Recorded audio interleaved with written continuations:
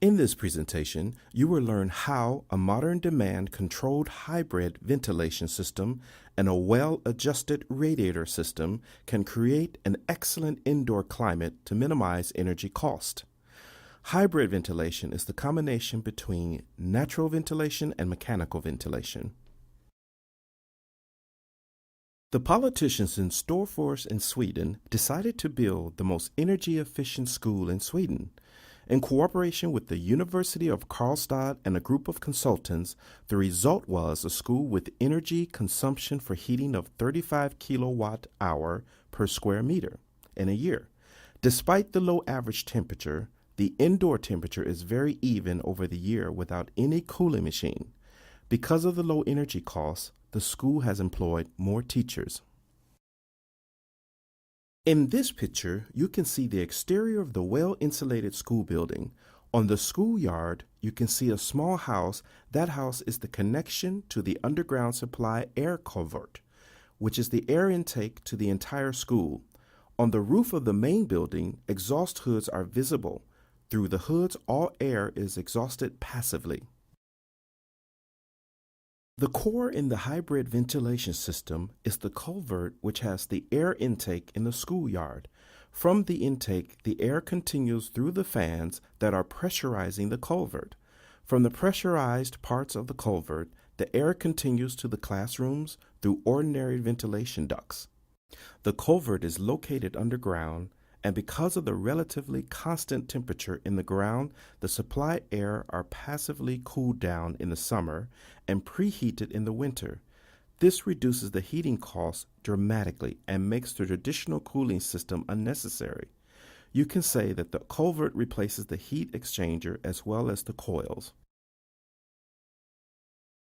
To make the installation system as simple as possible, all the classrooms are oriented around a corridor at each level. The corridor is located straight above the culvert, enabling all piping and ducting to connect straight up from the culvert to every room without unnecessary bends. This enables fans and pumps to deliver the desired flows at very small pressure drops. This minimizes energy losses for distribution. Here is a closer look at the air intake and the first part of the culvert. You can see the light from the air intake and also one of the axial fans and pressurized culvert. Axial fans are used because of the low pressure and the varying airflows. Here you can see some of the installation in the culvert. There are one duct per classroom. They are all placed at comfortable height and they are all out of reach from the pupils, which can't sabotage any adjustments. This picture shows a cross-section of the school. As you can see, the installation is very thick. The supply air comes through the culvert in which the air temperature is affected by the temperature of the ground. If the internal load is not sufficient to keep desired indoor temperature, the radiator system is activated. Later, the air is exhausted through the corridors and leaves the school passively through a hood on the roof, where no fans are needed. A very important feature of this ventilation system is that it is demand and seasonally controlled. This means that when it's cold outside, the ventilation flow is at a minimum to minimum heat loss. At this point, the radiator system is active and combined with the internal load, the indoor temperature gets comfortable. In the summer, the temperature can reach 30 degrees Celsius. The supply air is cooled passively through the culvert. The flow at this point is very high. This to compensate the indoor temperature which otherwise gets too high due to internal load. Having a demand control ventilation system is extra important in a school because of the dramatic changes in activities in their different rooms. It is a waste of energy to have full ventilation flow when the classroom is partly or completely empty, which many classrooms actually are several hours each day. This ventilation system has a very high capacity and the ventilation flow is steppishly varying as the need is changing. If needed, the flow can be at full speed in one room and at a minimum in the neighboring. Sequence control is used for ventilation and heating. As seen in the graphs, The supply air temperature is relatively constant over the year compared to the outdoor temperature.